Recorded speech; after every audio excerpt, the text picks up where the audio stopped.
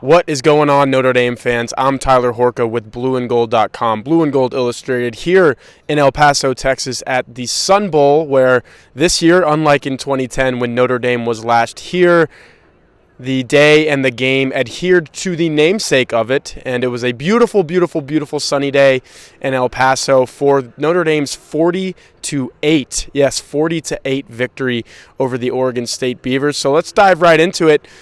Wasn't really that way from the start in this game, I would say. It was 7-0 with 4 minutes left in the second quarter, so Notre Dame was only looking at taking a one-score lead into the half. That's when things changed dramatically. You can go to blueandgold.com and read my game story. I think the turning point in this ball game is when Oregon State had 4th and 6 from around midfield. I believe it was their own 49-yard line. Decided to go for a fake punt, and it was just a simple direct snap. Marcus Freeman, Notre Dame's head coach, in the postgame press conference said Marty Biagi, the Fighting Irish's special teams coach, said he had a hunch that was coming from Oregon State at some point in this game. It did. Joshua Burnham jumped it. He read it. Notre Dame had a spy on even. They were ready for everything, but it was Burnham who just blew through and made a tackle. It was a 5-yard loss, so set up Notre Dame with great field position. Notre Dame goes on to take advantage of that with the touchdown, Jadarian Price from 1 yard out. So like I said, Notre Dame's looking at taking a 7-0 lead into halftime. All of a sudden, it's 14-0. But then not too far from where I'm standing on this field right now. You guys probably saw it if you watched the game on CBS. Marcus Freeman told the sideline reporter he wanted to keep attacking. He wanted to stay relentless, and that's exactly what Notre Dame did, outscoring Oregon State by a wide margin in the second half. And I asked Marcus Freeman about that in the postgame press conference. I said, this is what you wanted. How did you get it? And he said it wasn't just an attacking and relentless thing for the players. It was also for the coaches. He said the communication on the sideline was a little sloppy. There were moments in the game from a team aspect as well, a couple of delay-of-game penalties.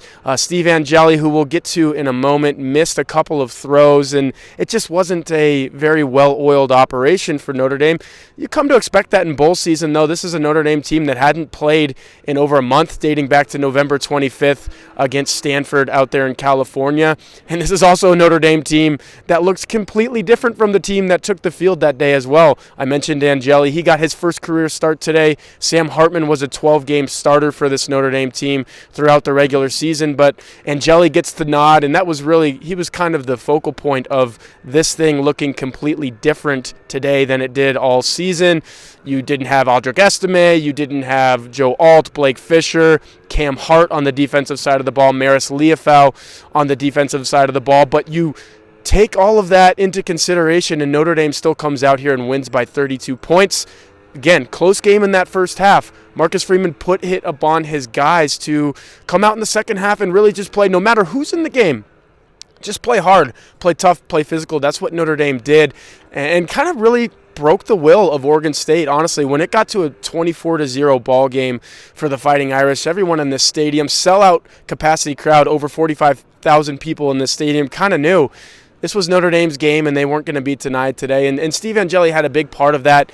He goes on to pass for 232 yards and 3 touchdowns today, 15 of 19, so pretty accurate day as well. His top target, none other than former walk-on lacrosse player. When he gets back to South Bend, he's going to hit the lacrosse field and start practicing to defend Notre Dame's national title in lacrosse. It's Jordan Faison, who had 5 catches for 115 yards and a touchdown. He was just automatic out there today. Anytime, it was really from the start as well. Steve Angeli's first pass of this ball game was a 55-yard catch and run down the right sideline to a wide open Jordan Faison. Oregon State just kind of blew the coverage there, but there was Faison. Angeli hit him on the number, 55-yard gain, kind of set the tone for this game. And we were lucky enough to speak to Angeli and Faison after the game, and they kind of said, this is the report that they had all season. 2 guys who, Angeli, obviously we mentioned, never even started a game this year until today. Faison wasn't a part of this Notre Dame offense until he broke out in that Louisville game because Notre Dame absolutely needed just another body at wide receiver. Turns out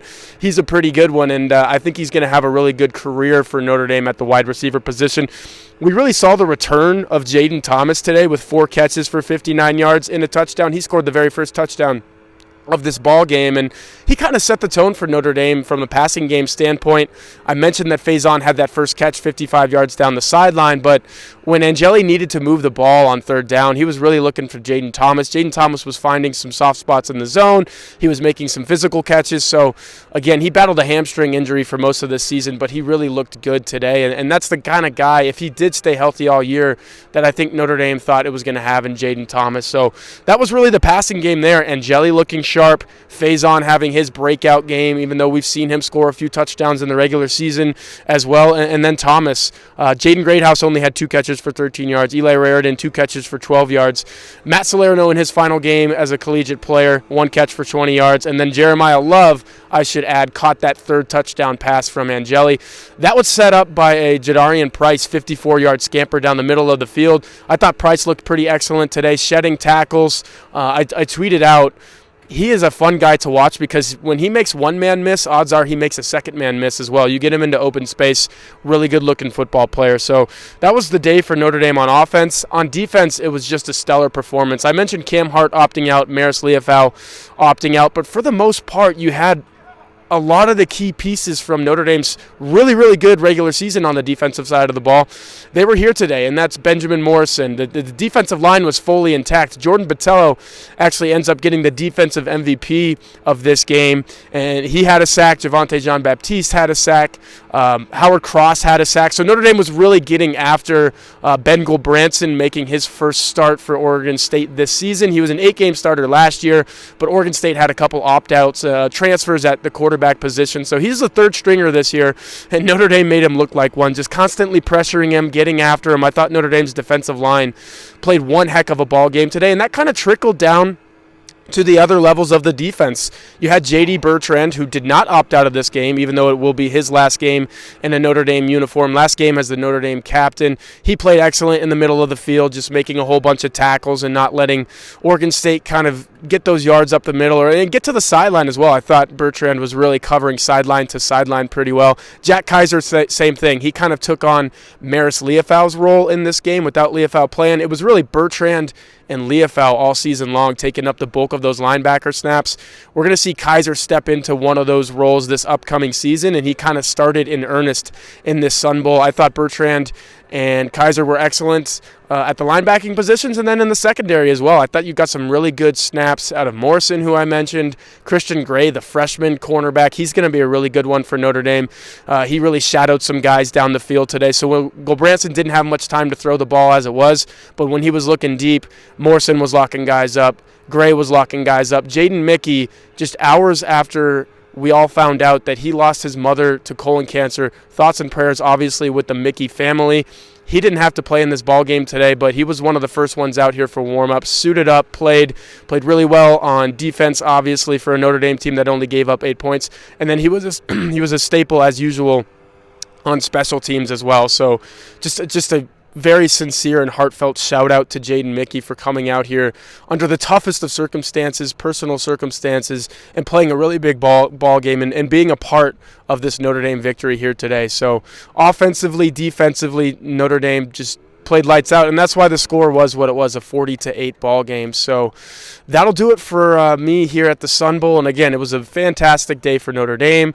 Beautiful weather conditions. You really could not ask for much more. There were a ton of Notre Dame fans who made the trip out here to El Paso for the first time in 13 years. Again, I mentioned that Notre Dame came here in 2010, got a victory over Miami in snowy conditions. Today, in 2023, they come back here and get another victory in beautiful conditions over Oregon State. And I guess we'll wrap this up by mentioning that this was Notre Dame's 10th win of the season, and I think that's fairly significant. Marcus Freeman in his post-game press conference kind of admitted, hey, 10 wins looks better than 9. It's not so much that Notre Dame just got one more victory than it got last year. It's the fact that Notre Dame got to that 10-win plateau, and that's something that Notre Dame and Marcus Freeman can sell in recruiting and say, hey, we're a 10-win program. The players, you kind of felt that from them in the post-game press conference. They said, it's hard to win 10 games. We had some tough losses this season, but we ultimately did get to that number, and that's a number that you can pride yourself on. It's a number you could build on as well. Obviously, 10 wins is not the end goal for a program like Notre Dame, but it's something that you could say, hey, we got to 10 this season. It's a 12-team playoff format next year. Let's get 10 wins in the regular season this time, parlay that into a 12-win playoff, and just kind of go from there. So Marcus Freeman in the postgame press conference, when he says that he feels this team is building and it's getting better, I believe that as well. This was a better Notre Dame football team in 2023 than it was in 2022, and there's no reason to think that it won't be that same way in 2024, where Notre Dame just keeps on progressing and getting better in the Marcus Freeman era. So, again, that'll do it for me, Tyler Horka from blueandgold.com, Blue and Gold Illustrated, on site at the Sun Bowl, where Notre Dame beat Oregon State 40-8.